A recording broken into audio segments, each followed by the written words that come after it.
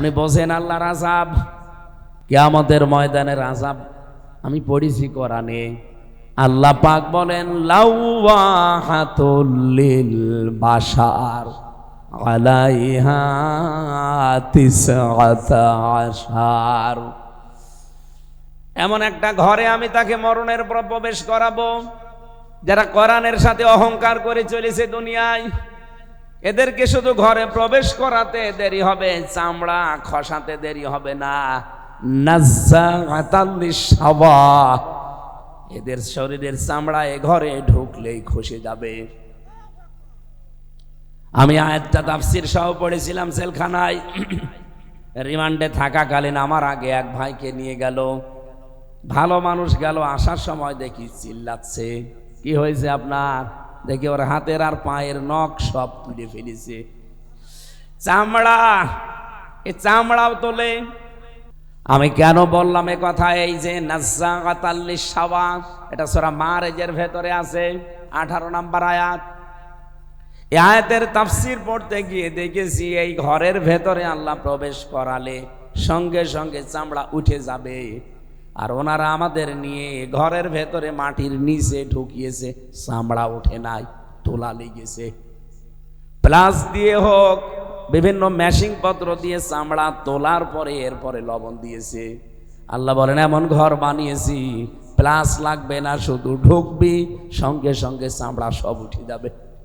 এটা আযাবের প্রথম ধরন। দ্বিতীয়টা কি? এই বুক চিরে ফেলবে, বাম হাত বুকের ভেতরে দেবে, পেছন দিক থেকে টেনে বের করবে। আপনার জীবনের যে কর্মকাণ্ড আছে, আমল নামা বলে, ওইটা হাতের ওপরে দেবে। সামনে থেকে 19 জন ফেরেশতাকে আল্লাহ ফিট করে রাখবে। এই 19 জন ফেরেশতা ধরে টান দেবে।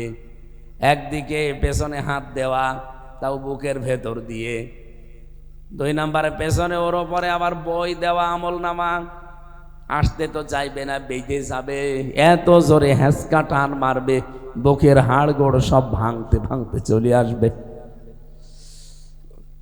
বলেন তো আযাবের যে ধরন বলছে কি সহ্য করার মতো? বলেন বলেন। আমরা যারা এসেছি আমাদেরকে আল্লাহ একটা দায়িত্ব অলরেডি দিয়ে দিয়েছেন। ওদের তো সুসংবাদ শুনলেন কেমন, এবার আমাদেরটা শোনেন। আল্লাহ পাক বলেন ওয়ানজালনা ইলাইকা যিকরা লিতুবাইয়িনা লিন-নাসি মা নুযিলা ইলাইহিম ওয়া লাআল্লাহুম ইয়াতাফাক্কারুন। এটা সূরা নাহলের ভেতরে পাবেন, 44 নম্বর আয়াতের শেষের দিকে আছে, 14 নম্বর পারা 11 নম্বর পৃষ্ঠার 4 নম্বর লাইনে আছে। আল্লাহ বলেন এই কোরআন শরীফ আপনাকে দিয়েছি মানুষের কাছে দলিল প্রমাণ সহ বর্ণনা করবেন। কোন মানুষের সামনে আপনি কথা বলবেন? লিতুবাইয়িনা লিন-নাস, যারা জীবিত মানুষ। কি মানুষ? রব্বুল আলামিন আমার তেলাওয়াতকৃত আয়াতে যেটা জানিয়েছেন শোনেন। ইন্না আকরামাকুম ইনদাল্লাহি আতকাকুম ইন্নাল্লাহা আলিমুন খবীর। আল্লাহ পাক বলেন পৃথিবীতে সবচাইতে বেশি সম্মান আমি আল্লাহর কাছে তোমাদের ভেতরে সেই লোকটার যার ভেতরে আমি আল্লাহর ভয় বেশি। তার মানে আল্লাহকে যারা সবচাইতে বেশি ভয় করতে পারবে তাদের সম্মান মর্যাদা আল্লাহর কাছে তত বেশি। কথা বলেন ঠিক কিনা? এই শব্দটা এত মারাত্মক শব্দ। এই এদিকে তাকান। এই পৃথিবীতে কোরআনে কারিমের ভেতরে পেয়েছি আল্লাহ রাব্বুল আলামিন বিশ্ব নবীকে প্রথমে আদেশটা দিয়েছিলেন কোরআনে। সূরা আহজাবের 1 নম্বর আয়াতে পাবেন, ইয়া আইয়ুহান নাবিয়্যুত্তাকিল্লাহ, হে নবী আপনি আল্লাহকে ভয় করেন। নবীজির পরে আল্লাহ তামাম পৃথিবীর সব মানুষকে ডাক দিয়ে একই কথা দিয়েছেন। সূরা নিসার 1 নম্বর আয়াতে আছে, ইয়া আইয়ুহান নাসুত্তাকু রাব্বাকুম, হে মানব মণ্ডলী তোমরা তোমাদের রবকে ভয় করো। এরপরে আমি পেয়েছি তামাম পৃথিবীতে আল্লাহ যত উম্মত পাঠিয়েছিলেন এর আগে প্রত্যেকটা উম্মতকে আল্লাহ একই আদেশ দিয়েছেন, ওয়ালাকাদ ওয়াসাইনাল্লাযীনা উতুল কিতাবা মিন ক্বাবলিকুম ওয়া ইয়্যাকুম আনিত্তাকুল্লাহ। সূরা নিসার 131 নম্বর আয়াতের মাঝের অংশে পাবেন। তাম পৃথিবীতে যত মানুষ আমাদের আগে বিদায় নিয়েছে প্রত্যেকের ওপরে এই নির্দেশ ছিল যে আল্লাহকে ভয় করো।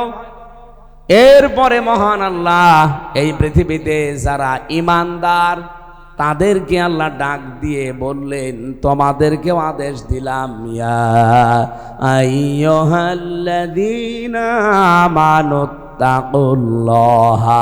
ওয়াল তানজুর নাফসুম মা কদ্দামাত লিগাদ ওয়াত্তাকুল্লাহা ইন্নাল্লাহা খাবীরুম বিমা তা'মালুন। সূরা হাশরের 18 নম্বর আয়াতে আছে, এ ঈমানদারেরা আল্লাহকে ভয় করো। আর প্রতিটি মানুষের উচিত আগামী দিনের জন্য তার প্রস্তুতি কতটুকু আছে সে যেন একটু চিন্তা ভাবনা করে দেখে। আফজাল সাহেব মাত্র আর 20 বছর নয় দুনিয়ায় বাঁচবে। মনে করেন আর 50-55 বছর হয়ে গেছে, আর 20 বছর দুনিয়ায় বাঁচার জন্যে কত কিছুর আয়োজন দুনিয়ায় করা শেষ, আরো করবে। অথচ চোখ বন্ধ হওয়ার পরে এই 70-80 বছরের জীবন না, বন্ধ হওয়ার পরে যে শুরু হবে কোনোদিন ওই জীবন আর শেষ হবে না। আল্লাহ এই জন্য আল তানজুর নাফসুম মা কদ্দামাত লিগাদ দিয়েছেন। নাজারা ইয়ানজুরু মানে গবেষণা করে দেখা, আর র মানে দেখা। এমনিতে যা দেখি এইটার নাম র। আল্লাহ বলেন গবেষণা করে প্রতিটি মানুষের উচিত দেখা যে আগামীকাল যে আমার শুরু হচ্ছে জীবন, যেটা শুরু হয়ে গেলে আর শেষ হবে না। এটা তো শুরু হয়েছে, শেষ হবে, কিন্তু এরপরে যেটা শুরু হবে শেষ। আরো জোরে বলেন, কতদিন শেষ হবে না? এদিকে তাকান। নবীজি বলেন তাম পৃথিবীকেও যদি সরিষা দিয়ে ভরে দেয়, 70 বছর পরে একটা কবুতর, একটা পাখি এসে যদি সরিষার একটা করে দানা নিয়ে অন্য কোনো জায়গায় ফেলে আসে, আবার আসে 70 বছর পর, আবার ফেলে আসে, আবার 70 বছর পর, তাম পৃথিবী ভর্তি সরিষা হয়তো একদিন শেষ হয়ে গেলেও যেতে পারে, কিন্তু মরণের পরে আফজাল এবং হামজার যে জীবন শুরু হচ্ছে কোনো দিন শেষ হবে না। কি জীবন পড়ে আছে বলেন তো? আমার তো মাঝে মাঝে একা থাকলে দুনিয়াদারি আর কিচ্ছু ভালো লাগে না, যে কি করছি। 70-80 বছরের জন্য এত কিছু যদি আমার মগজে থাকে, চোখ বন্ধ হওয়ার পরে আমার একা না, প্রত্যেকের এই জীবন আসতেছে। আরো জোরে বলেন, কোন প্রস্তুতি আছে আপনার জীবনে? কোনোদিন একটা লম্বা সেজদা দিয়েছেন? আপনি কি বলতে পারবেন যে আমার 1 ঘন্টা 1.5 ঘন্টার একটা সেজদা আছে যেটা আল্লাহকে আমি দেখাবো? পারবেন না। আমি দেখেছি বহু মানুষ জেলখানাতে 1-1.5 ঘন্টা সেজদায় পড়ে আছে। এই মানুষগুলোকে দুনিয়ার দিকে তাকিয়ে দেখেছে, দুনিয়াকে বিক্রি করে দিয়েছে। 1-1.5 ঘন্টার সেজদায় পড়ে কি বলে সে জানে, আর তার আল্লাহ জানে। কিয়ামতের দিন এই লোকটাও দাঁড়াবে, হামজাও দাঁড়াবে। আমার তো এরকম গোপনে কিছু করা আল্লাহর কাছে দেখানোর মতো নেই, উনি দেখাতে পারবে। ও ভাইরা, আমি আমার ঈমান থেকে বলছি, এখনই সংশোধন হওয়ার সময়।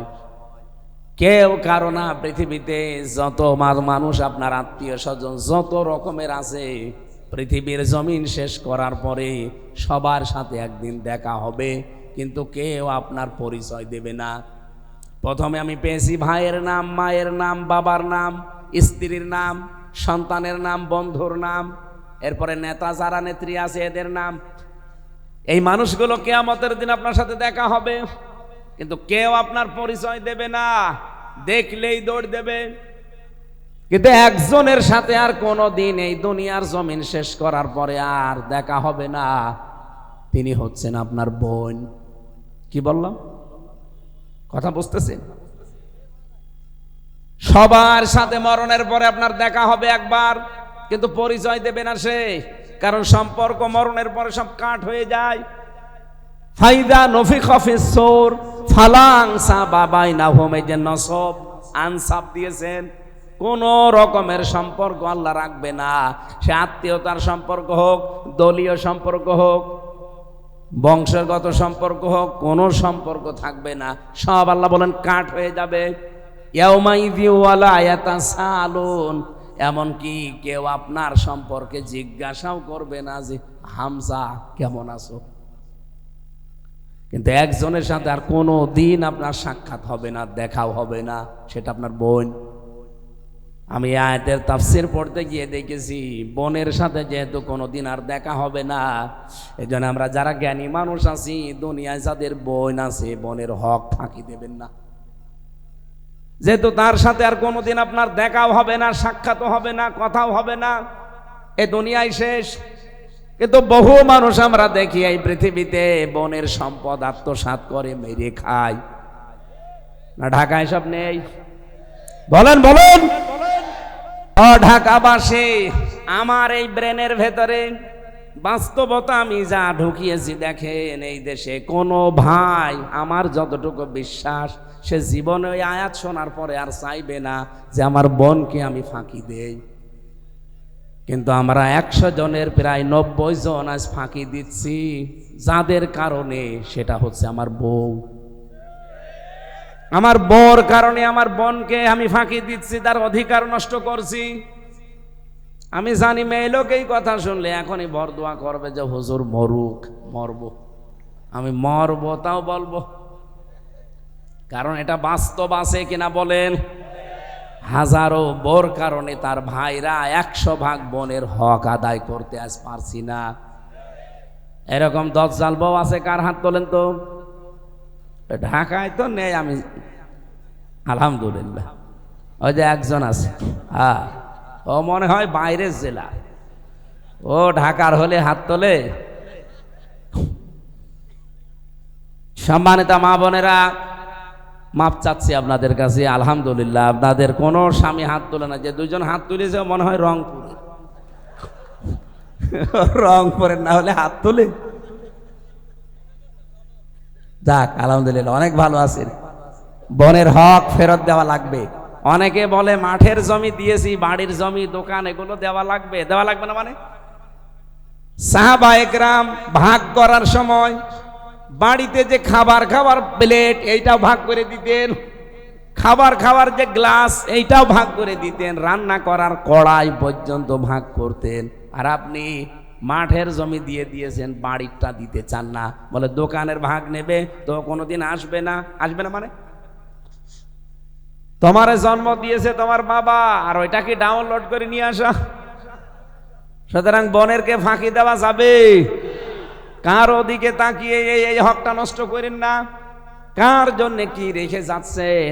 আপনার ওই স্ত্রী, ওই সন্তান, ওই মা বাবা এই বোনকে ফাঁকি দিয়েছে, গোনা করলেন, এই গোনা ওরা কেউ নিতে রাজি হবে? আপনি নিজের পায়ে তো নিজে কোড়াল মারলেন। আশা করছে এরকম পাগলামি দুনিয়াতে করা যাবে না। কিয়ামতের দিন যেহেতু সবার সাথে দেখা হলে সবাই পালাবে। পালাবে, পালানোর ধরন কি?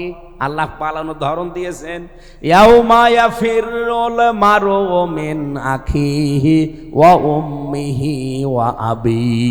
কিভাবে পালাবে আল্লাহ সে ধরনও দিয়েছেন, যে মাজা তুলে দৌড় দেবে আপনাকে দেখলে। যেহেতু বোনের সাথে আর কোনোদিন দেখা নেই, সুতরাং দুনিয়ায় যতদিন আছে তার হকটা আদায় করার দরকার আছে না নেই? বোনের জমি যারা ফাঁকি দিয়েছেন, তার টাকা পয়সা ফাঁকি দিয়েছেন, ফেরত দিয়ে দেবেন। আর আমরা বউকে বলবো, সম্মানিতা মা বোনেরা, পুত্রবধূ যারা আছেন, আপনি কেন এই কাজ করে নিজের আখেরাত নষ্ট করবেন? স্বামীকে আরো বারবার এই উপদেশ দেবেন, স্বামী আর যাই করো রক্তের সম্পর্কগুলো ঠিক রাখো, তাদের হকগুলো আদায় করো, আমাদের যা হচ্ছে হোক, কারণ তাদের এই হকগুলোর কারণে আমার আখেরাত তৈরি হবে। আল্লাহ আমাদের পরিবারে বউগুলো যেন এইরকম ব্রড মাইন্ডের তৈরি করে দেয়, বলেন আমিন। ও ঢাকাবাসী, কোরআনের যে আয়াত পড়ি, এবার আমি এইদিকে যাই।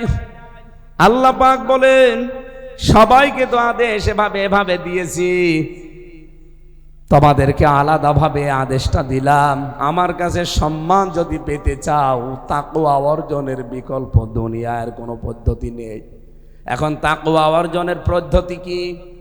আমাদের দেশের পদ্ধতি হুজুরের মতো বিশাল লম্বা জামা গায়ে দিয়ে, সুন্দর একটা টুপি আর রুমাল দিয়ে, হাতে তসবিহ নিয়ে, দুনিয়ার কোনো খেয়াল নেই, শুধু সুবহানাল্লাহ সুবহানাল্লাহ, বিশাল বুজুর্গ। এটার নাম তাকওয়া না। তাকওয়া কেউ যদি অর্জন করতে চায়, এর তার প্রক্রিয়া পদ্ধতি 6টা। কয়টা? আরো জোরে বলেন। আমি কি বানিয়ে বলছি? তাফসীর থেকে নোট করেছি। 1 নম্বরে, এই পৃথিবীতে আপনাকে হকের অনু লাগবে।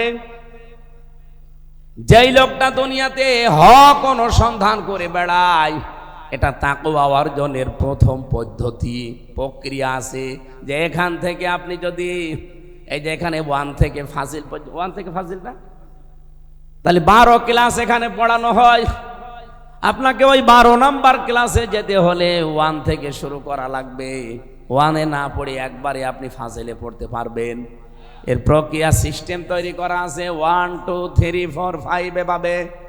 তাকওয়া অর্জন যদি করে আল্লাহর কাছে সম্মান মর্যাদা বাড়াতে চান, দুনিয়ার প্রথম কাজ হবে আপনার হক অনুসন্ধান করা। এই পৃথিবীতে হক পাওয়া যায় কোথায়? সেখানে আপনাকে অনুসরণ করা লাগবে, অনুসন্ধানে লেগে থাকা লাগবে। আমাদের জাতির পিতা, আমরা যাকে জাতির পিতা স্বীকার করি, তিনি ইব্রাহিম আলাইহিস সালাম। কথা বলেন না কেন? বানানো জাতির পিতা থাকতে পারে, কিন্তু ওগুলো আমরা মানি না। কিন্তু আল্লাহ যাকে বানিয়েছেন, উনিও কিন্তু হক অনুসন্ধান করছিলেন।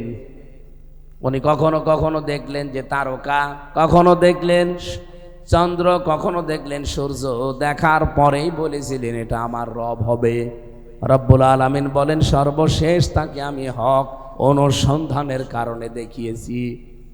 সবগুলো যখন ডুবে গেল, অস্তমিত হয়ে গেল, তিনি তখন জাতির সামনে দাঁড়িয়ে ঘোষণা দিলেন, ইন্নী ওয়াজ্জাহাতু ওয়াজহিয়া লিল্লাযী ফাতারাস সামাওয়াতি ওয়াল আরদা হানিফা ওয়া মা আনা মিনাল মুশরিকিন।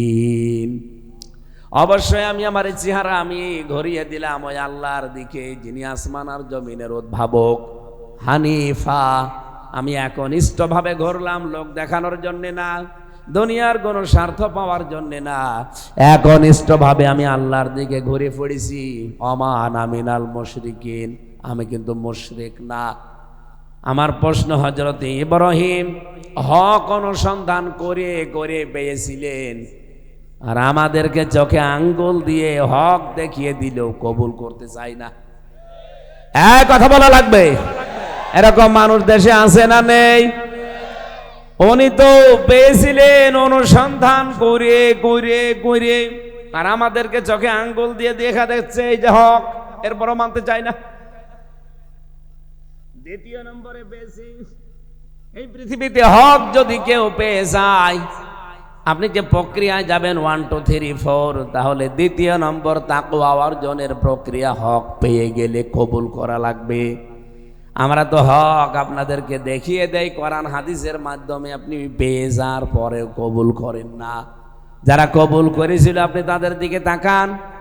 এই পৃথিবীতে হক কবুল করে কেউ নিরাপদে ছিল না, প্রত্যেকেই হক কবুল করে মুসিবতে পড়েছিল। কথা বলেন না কেন? নবীরা দাওয়াত দিতেন হকের, হকের দাওয়াত দেওয়ার কারণে প্রত্যেকটা নবীর জীবনে কোনো না কোনো সমস্যা নেমে এসেছে, না আসে নাই? এমনকি নবীদের দাওয়াত যারা গ্রহণ করেছে, কবুল করেছে, তারাও বিপদে পড়েছে, না পড়ে নাই? তো এখান থেকেই তো হয়ে গেল সব। হক প্রচার করতে কবুল করলে, হক প্রচার করলে যে প্রচার করবে তার যেমন ঝামেলা, যে কবুল করবে তারও ঝামেলা। কিন্তু আমরা এমন হক প্রচার করি আমাদের কোনো ঝামেলা নেই, আর এমন হক গ্রহণ করি আমাদেরও কোনো ঝামেলা নেই। তার মানে নবীজি এবং সাহাবীদের প্রদর্শিত পথ আমাদের হচ্ছে না। তাকওয়া অর্জন করার যে প্রক্রিয়া, যে পদ্ধতি, আমরা ওই পদ্ধতিতে নেই। এই জন্য এত বড় জব্বা থাকার পরও সুদ খাই, এত বড় জব্বা থাকার পরও আমরা দেখি জেনা করে ধরা পড়ে। এই কথা বলেন না কেন? কারণ প্রক্রিয়া আপনার নেই তাকওয়া অর্জন করার। এই আবার বলছি, এই পৃথিবীতে হকের অনুসন্ধানকারী আপনি হবেন, আর যদি পেয়ে যান আপনি হক গ্রহণ করবেন, কবুল করবেন। তাহলে হক যারা প্রচার করেছিল, যারা গ্রহণ করেছিল, আপনি একটা মানুষের জীবন দেখান তারা নিরাপদে ছিল। আমরা তো বহু ওয়াজ করেছি আপনাদের সামনে, হযরতে বেলালের, হযরতে খাব্বাবের, হযরতে সুমাইয়ার। তাহলে এদের সাথে যাদের জীবন মিলে যাবে তারা হকের এই প্রক্রিয়ায় আছে। আর আমরা এমন হকের দাওয়াত দেই, এমন হক গ্রহণ করি, দাওয়াত দিলেও ঝামেলা নেই, কবুল করলেও ঝামেলা নেই। তার মানে বুঝতে হবে আমার তাকওয়ার পদ্ধতি অবলম্বন হয়। আপনি কি রাগ করলেন? 3 নম্বরে বেশি হক কবুল করলেই হবে না, হক প্রচার করা লাগবে। এটা প্রক্রিয়া। হক আপনি প্রচার করেন, যারা প্রচার করেছে আপনি তাদের দিকে তাকান, কি জীবন ছিল তাদের। আল্লামা সাইদি রহমতুল্লাহ আলাইহি সারাটা জীবন হক প্রচার করেছে। জীবনের শেষ দিকে এসে 13 বছর সালেমের জেলখানায় কাটিয়েছে। আপনি কি হক প্রচার করেন যে জেলখানা না, জেলও নেই, খানাও নেই। আপনি এর আগে যাদের জীবনী শোনায়, যার মাযহাব মেনে আমরা চলি, অধিকাংশ মানুষ ইমাম আবু হানিফা 8 বছর হক প্রচার করার কারণে জেলে ছিলেন, নাকি তার নিজের দোষে জেলে ছিলেন? কথা বলেন, কথা বলেন। ইমাম মালিক 42 দিন রিমান্ডে ছিলেন হকের কারণে। তার হাত এখান থেকে ডিসকানেক্ট হয়ে গিয়েছিল, পেছনে বেঁধে রাখতো তারে। 42 দিন এভাবে একাধারে বাঁধা ছিল, মাঝে মাঝে প্রসাব পায়খানার জন্য খুলে দিত। এ হাত এখান থেকে হাড় সরে গিয়েছিল। আমি রিমান্ডে থাকাকালীন আমার শেষের দিকে এসে 9তম দিনে ওরা আমার ঝুলিয়েছিল। প্রায় 11 ঘন্টা মাজার সাথে দড়ি বেঁধে রেখেছিল। আমি যে ঝুলে থাকলে কত কষ্ট হয় আমি নিজে জেনেছি। শুধু প্রসাব পায়খানার জন্য একটু খুলে দিত, তাও 1.5-2 মিনিট। এরপরে আবার বলতো তাড়াতাড়ি করেন। আর ওনারে বেঁধে রেখেছিল হাতে দড়ি দিয়ে, রশি দিয়ে। 1-2 দিন, 5 দিন না, 42 দিন। বিশ্বের এত বড় আলেম হক প্রচার করার কারণে হাত পর্যন্ত ডিসকানেক্ট হয়ে গেছে। এরা তাকওয়া অবলম্বনের প্রক্রিয়ায় ছিল, এই জন্য আজও মানুষ তাদের স্মরণ করে। আল্লাহ তাদের সম্মান মর্যাদা এত বাড়িয়ে দিয়েছেন, এখন তার নাম শুনলেই বলা লাগে ইমাম মালিক রহমতুল্লাহ আলাই। শুধু ইমাম মালিক বলে আপনি শেষ করতে পারবেন না, বলা লাগবে রহমতুল্লাহ আলাই। কথা বলে না কেন? 4 নম্বরে বেশি হক প্রচার করলে হবে না, হকের ওপরে দৃঢ় থাকা লাগবে, টিকে থাকা লাগবে। আপনি বলেন তো, তাকওয়ার এই প্রক্রিয়ায় বাংলাদেশে যারা হক প্রচার করেছে, যারা টিকে ছিল, তাদের জীবন আর আপনার জীবন কি এক? আপনিও তো হক কবুল করেছেন, হক প্রচার করেছেন, হকের উপরে টিকে আছেন। আপনার টিকে থাকা আর যারা সত্যি সত্যি হকের উপরে টিকে ছিল তাদের টিকে থাকা এক না।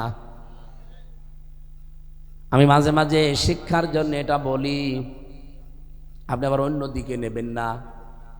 আমার যে পাহারা দিত মাঝে মাঝে কুতুবউদ্দিন, এই কাশিমপুর কারাগারে 4 নম্বরে আমার পাহারা দিত। মাঝে মাঝে এসে আমারে বলতো, হামজা ভাই, শহীদ মীর কাশেম আলী রহমতুল্লাহ আলাইহি এই বান্দাকে আমিও পাহারা দিতাম, আপনাকে যেভাবে পাহারা দেই। যেহেতু উনি ফাঁসির আসামি, আপনাকেও তো ফাঁসির ওই কন্ডেম সেলে ওই ঘরেই রেখে দিয়েছি। এই ঘরটায় মীর কাশেম আলী থাকতো। মাঝে মাঝে ওনার কাছে এসে বিভিন্ন গল্প শুনতাম। লোকটার ফাঁসি হবে আজকে রাত 10টা 1 মিনিটে। সন্ধ্যা 7টায় আসলাম আমরা। ওনারে এসে বললাম, স্যার মাত্র 3 ঘন্টা বাকি আছে, আপনি প্রস্তুতি নেন, আজকে আপনার ফাঁসি। উনি আমারে ডাক দিয়ে বলছে, কুতুব ভাই 3 ঘন্টা তো অনেক সময়, আমি একটু ঘুমিয়ে গেলাম, আমাকে আপনি 1 ঘন্টা আগে ডেকে দেবেন। কুতুব আমারে বলছে, হামজা ভাই, উনি দেখলাম ঠিক ঘুমিয়ে গেল। 2 ঘন্টা ভালোভাবে ঘুমিয়েছে। ওনারে ডাকলাম, উনি উঠলো, গোসল করলো, 2 রাকাত নামাজ আদায় করে আমারে বলছে আমি রেডি আছি, ডাক দেন জেলার সোফার রে, জল্লাদকে বলেন রেডি হতে, আমি পাঞ্জাবি পায়জামা তোর মেখে রেডি আছি, মনে হচ্ছে জান্নাতে যাবে। এটা তো নেনা। আমি বললাম কেন জানেন? কতব ভাই আমারে বলছে, হামজা ভাই আমি এখনো পর্যন্ত মিলাতে পারি না, যার 3 ঘন্টা পরে ফাঁসি সেই লোকটা 2 ঘন্টা ঘুমাইলো কি করে? অথচ তার ছেলে ব্যারিস্টার আরমান তখনও গুম হয়ে আছে, কোথায় আছে কেউ জানে না। এখন নাই জানছি, 8 বছর আয়না ঘরে ছিল, তখন তো উনিও জানতো না কোথায় আছে। তার স্ত্রী হাসপাতালের বেডে কাতরাচ্ছে, আইসিইউতে। তার দলীয় লোকজন হাজার হাজার লক্ষ লক্ষ পালিয়ে বেড়াচ্ছে, লক্ষাধিক মামলা মাথার উপরে নিয়ে কেউ ঘুরে বেড়াচ্ছে, পালিয়ে বেড়াচ্ছে। এরকম কঠিন মুহূর্তে মাত্র আর 1টা ঘন্টা বাকি আছে, ও 2 ঘন্টা ঘুমিয়েছে, আমার এখনো মিলাতে পারি না। কতবরে ওই দিন বলেছিলাম, ভাই আপনি মিলাতে পারেন না, আমি মিলিয়ে ফেলেছি। এই আয়াতটা তখন আমার মনে পড়েছিল, সূরা হামিম সেজদার 30 নম্বর আয়াত। আল্লাহ পাক বলেন, ইন্নাল্লাযীনা ক্বালু রাব্বুনাল্লাহ, নিশ্চয় যারা এই কথা বলতে পারে আমাদের রব আল্লাহ, সুম্মাস্তাকামু, এর উপরে দৃঢ় থাকে, টিকে থাকে, অটল থাকে। বললে হবে না, টিকে থাকা লাগবে। তাতানাজ্জালু আলাইহিমুল মালায়েকা, তার কাছে আল্লাহ 1 জন 2 জন না, মালায়েকা বহু বচন, হাজার হাজার ফেরেশতা পাঠিয়ে দেয়। কি বলে এসে ফেরেশতারা? আল্লাহ তাখাফু ওয়ালা তাহজানু, কোনো ভয় নেই, কোনো চিন্তা নেই। ওয়াবশিরু বিল জান্নাহ, ওই জান্নাতের সুসংবাদ দিতে এসেছি। আল্লাতী কুনতুম তুআদুন, যার ওয়াদা আল্লাহ তোমাদের সাথে করেছে। আমার ওই দিন কুতুব ভাইকে আমার বলা এই কথাটাই ছিল যে, ভাই আমি মিলিয়েছি, যে লোকটা আল্লাহকে রব বলার পরে টিকে থাকে, আল্লাহ তার কাছে ফেরেশতা পাঠায়। মাস্ট বি তার কাছে ফেরেশতা এসেছিল এবং এই সুসংবাদ দিয়েছে যে আপনার ছেলে গুম হয়ে আছে, আপনার স্ত্রী হাসপাতালের বেডে আছে, আপনার দলীয় লোকজন পালিয়ে বেড়াচ্ছে, কোনো চিন্তা নেই, সবার দায়িত্ব আল্লাহ নিয়ে নিয়েছে। এই কথা তার কাছে ফেরেশতারা না বললে জীবনও তার ঘুম আসার কথা না। 2 ঘন্টা মাত্র, আর 1 ঘন্টা বাকি আছে ফাঁসির। বলতে আমার কাছে যত সহজ মনে হচ্ছে ভাইরা, এত সহজ না। যারা জেলে ছিল জিজ্ঞাসা করে, 3টা বছর আমার মনে হয় কমপক্ষে 1000 খানিক ঘুমের বড়ি আমার খাওয়া লেগেছে। তারপরেও তো আমার কোনো চিন্তা ছিল না। বাইরে আমার মা বাবা আছে, আমার শ্বশুর শাশুড়ি আছে, তারা ধনী মানুষ। আমার পরিবারে শুধু আমার ম্যাডাম, আর তখন তো মাত্র 2টা মেয়ে ছিল, ও চালানো কোনো ব্যাপারই না। এরপরে আমার দলীয় লোকজন সবাই খোঁজ খবর নিত, শুধু ভেতরে আমি 24 ঘন্টা তালা মারা। এই বাইরে যেহেতু বের করতে দিত না, 24 ঘন্টা তালা লাগানো, কোনো কাজ নেই, কাম নেই, কোনো ঝামেলা নেই, শুধু খাওয়া আর ঘুমানো। কিন্তু ঘুম আসে নাই 3 বছরে, এতগুলো ঘুমের বড়ি আমার খাওয়া লেগেছে। তারপরেও তো আমার ফাঁসি হয়নি, জেল হয়নি, কিছুই হয়নি, শুধু থাকতাম জেলখানায়। আমার বিচার চলমান ছিল। আর যে লোকটারা 3 ঘন্টা বাকি আছে, তার ঘুম এসেছে, এ পজিশনে না গেলে আপনি বুঝবেন না। এই জন্য সত্যি যারা হক অনুসন্ধান করে কবুল করার পরে প্রচার করতে গিয়ে যারা হকের উপরে টিকে থাকবে, এই আয়াত যেহেতু তাতানাজ্জাল মোজারে, বর্তমান ভবিষ্যৎ, প্রেজেন্ট ফিউচার, কিয়ামত পর্যন্ত এই আয়াতটা কোরআনে থাকবে। আর কিয়ামত পর্যন্ত আল্লাহ ফেরেশতা পাঠিয়ে তাদেরকে সুসংবাদ শোনাবে। হক আপনি মানে তাকওয়া যদি এই প্রক্রিয়ায় অবলম্বন করেন, আপনি আল্লাহর কাছে দামি হয়ে যাবেন। 5 নম্বরে পেয়েছি, যদি হক পেয়ে যান, দৃঢ় থাকতে পারেন, শুধু নিজে দৃঢ় থাকবেন না, এটাকে কায়েম করার জন্য সর্বাত্মকভাবে চেষ্টা করা লাগবে। আর সেই সময় এখন বাংলাদেশে এসে গেছে। হক এবার কায়েম করাই লাগবে, ইনশাআল্লাহ। আরো জোরে বলেন ইনশাআল্লাহ। 6 নম্বরে বেশি, হক যদি কায়েম এবার হয়ে যায়, আপনি হাত গুটিয়ে বসে থাকবেন তা না, এই হককে কায়েম রাখার জন্য আপনি সর্বাত্মকভাবে সাহায্য করবেন। বহু ঝড় ঝাপটা আসতেছে, এই 16 মাসের ভেতরে কমপক্ষে 31 বার এই দেশকে অশান্ত করার জন্য চেষ্টা চালিয়েছে। আপনি কি মনে করছেন আল্লাহর বেটি ওখানে বসে আছে, আল্লাহর বান্দি ওখানে বসে আছে? চেষ্টা চালাচ্ছে, বহু কায়দা কৌশলে চেষ্টা চালিয়েছে, কিন্তু এখনো পারে নাই। এ দেশের মানুষ এখনো ঐক্যবদ্ধ আছে। আমার শেষ কথা এই, এ দেশে এখন আর দল মত থাকলে হবে না। যে যেই দল করেন আপনার আদর্শ নিয়ে, কিন্তু দেশ এবং আল্লাহ কোরআনের সাথে সব এক হওয়া লাগবে, নয়তো কিন্তু আবার তাবেদার রাজ্য হয়ে যাওয়া লাগবে। 16ই ডিসেম্বর আসে আর আমাদের দেশের আগে নরেন্দ্র মোদী ওখান থেকে ও বলে যে 16ই ডিসেম্বর এ বিজয় দিবস, এটা নাকি ইন্ডিয়ার। এই দেশের সুশীল যারা মুখে এখনো পর্যন্ত গোলো পেটে বসে আছেন, কিসের চেতনা বিক্রি করেন? পৃথিবীর নিকৃষ্ট মানুষের তালিকায় যাদের নাম আছে তার মধ্যে এই কসাইয়ের নাম আছে। ও কসাই এত বড় কথা বললো এই বিজয় দিবস নিয়ে, কি বলেন আপনি? কিছুই তো বলতে পারেন না। খালি চেতনা বিক্রি করে আর কত খাবেন এই দেশে? সুতরাং হক যদি এবার এদেশে আল্লাহ পাক কায়েম করে দেয়, আমাদের ইখলাসের কারণে, চেষ্টার কারণে একে সাহায্য করা লাগবে, সেভাবেই হক টিকিয়ে রাখা লাগবে। এই 6টা প্রক্রিয়া। আর কোন প্রক্রিয়ায় আপনি আছেন বলেন? স্যারের এই মাদ্রাসায় ফাজিল পর্যন্ত যেতে 11 ক্লাস পার হয়ে যাওয়া লাগে। আপনি যে তাকওয়া অর্জন করেছেন, কোন প্রক্রিয়ায় এখন আপনি আছেন বলেন? আপনি কি হকের অনুসন্ধানে আছেন? আর যদি হক অনুসন্ধান করি পেয়েও যান, আপনি কি গ্রহণ করেছেন? গ্রহণ করলেও আপনি কি এটা প্রচার করেন? প্রচার করতে গেলে যদি ঝামেলা আসে, আপনি কি টিকে থাকেন? টিকে থাকলেই শুধু হবে না, এটাকে আপনি কি এই পৃথিবীতে ইস্টাবলিশ করার জন্য চেষ্টা করেন? আর এটা যদি এবার কায়েম হয়ে যায়, আপনি কি সাহায্য করার জন্য রাজি আছেন? সম্মানিত মা বোনদের জন্য আমার জেলখানার একটা বই লেখা আছে, দাম্পত্য জীবনে যে কলহগুলো আমাদের হয়, এই কলহ নিয়ে আমি এই বইটাই কালোটা লিখেছি জেলখানায় বসে 3 বছরে। যাদের বউর সাথে মিল হয় না, এটা পড়বে, বউকে কিনে দেবেন। এটা শুধু মেয়েদের জন্য, আর এটা আপনার শুধু মেয়ের জন্য। মেয়ে যাদের আছে স্কুল কলেজে পড়ে, এটা একটা কিনে দেবেন। আদর্শ নারী, কি করে মেয়েকে ভালো বানাবেন। আর এটা নামাজের বই, এটা আমার জীবনের প্রথম লেখা, সেই বিশ্ববিদ্যালয়ে থাকতে লিখেছিলাম। নামাজের মেসাক থেকে একেবারে সালাম ফেরানো পর্যন্ত যা দেওয়ার সব দেওয়া আছে। এটা প্রত্যেকের বাড়িতে একটা একটা করে রেখে দিয়ে যখনই মনে আসবেন একটু দেখে নেবেন।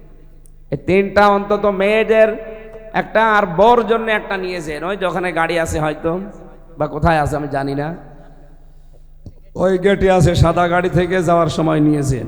আল্লাহ আমাদেরকে হক যেভাবে অনুসন্ধান করার প্রক্রিয়া আমরা যেভাবে বলেছি কোরআন থেকে, এইভাবে প্রক্রিয়া অনুযায়ী হক অনুসন্ধান করার তৌফিক দিন। আল্লাহুম্মা আমিন। রব্বানা আতিনা ফিদ দুনিয়া হাসানা ওয়া ফিল আখিরাতি হাসানা ওয়া কিনা আযাবান নার ওয়া আদখিলনাল জান্নাতা মা'আল আবরার। রব্বুল আলামিন, রাত 12টা বেজে যাচ্ছে, গভীর রজনী পর্যন্ত কোরআনের কিছু কথা শুনেছি। যেভাবেই শুনলাম এইভাবেই কাজ করার তৌফিক দাও। দুনিয়ার জীবনটা কি এটা আমাদেরকে বোঝার সুযোগ করে দাও। আখিরাতের যে বিশাল জীবন আমাদের সামনে পড়ে আছে, আল্লাহ ওই জীবনের জন্য প্রস্তুতি নেওয়ার তৌফিক আমাদের ভিক্ষা দাও। এই গাজীর চট মদিনাতুল উলুম ফাজিল মাদ্রাসা, এখানে হাজার হাজার আলেম তৈরি হয়। প্রাক্তন ছাত্ররা তাদের উদ্যোগে এই তাফসির মাহফিলের আয়োজন করেছে। আল্লাহ এখানে যারা বেরিয়ে গেল তাদের উত্তম কর্মজীবনের ব্যবস্থা করে দিও। যারা এখানে দায়িত্বে আছে, মাদ্রাসার প্রিন্সিপাল সহ যত মানুষ দায়িত্বে আছে, দায়িত্বশীল মানুষদেরকে অমরের মতো বানিয়ে দাও। মাহফিলের সম্মানিত সভাপতি আমাদের মুরব্বী আবুল কাশেম ভুইয়া, আল্লাহ তোমার এই গাঁও গোলামকে কবুল করো। আর তোমার যে বান্দার মাধ্যমে এসেছে মাওলানা আবুল কাশেম ফকির, আল্লাহ তোমার যুবক বান্দাকেও কবুল করো। তার মা বাবাকে মাফ করে দাও। প্রধান অতিথি আমাদের সাবেক এমপি সাহেবকে মঞ্জুর করো। শ্রদ্ধাভাজন বড় ভাই জনাব মাওলানা আফজাল হোসাইন এসেছে। আল্লাহ রব্বুল আলামিন, তোমার এলমে জনি জানা থাকে তাকে দিয়ে জনগণের এবং ইসলামের কাজ হবে, মেহেরবানি করে তাকে কামিয়াবি দান করো। যত অতিথি এখানে বসে আছে, সামনে যারা আছে, পর্দার আড়ালে আছে, আমাদের সবাইকে দ্বীনের জন্য, ইসলামের জন্য সুস্থতা দান করো আল্লাহ। আগামীর দেশটা আল্লাহ তুমি একবারের জন্য হলেও কোরআনের হাতে তুলে দিও। চর্ম চোখে যেন দেখে মরতে পারি ৫৬,০০০ বর্গ মাইল তোমার কালাম দিয়ে চলছে। বারাকাল্লাহু লানা ওয়া লাকুম ফিল কোরআনিল আযীম। কার কখন মরণ আসে জানি না, যখনই আসবে জীবনের শেষ কথা যেন বলতে পারি লা ইলাহা ইল্লাল্লাহু মুহাম্মাদুর রাসূলুল্লাহ।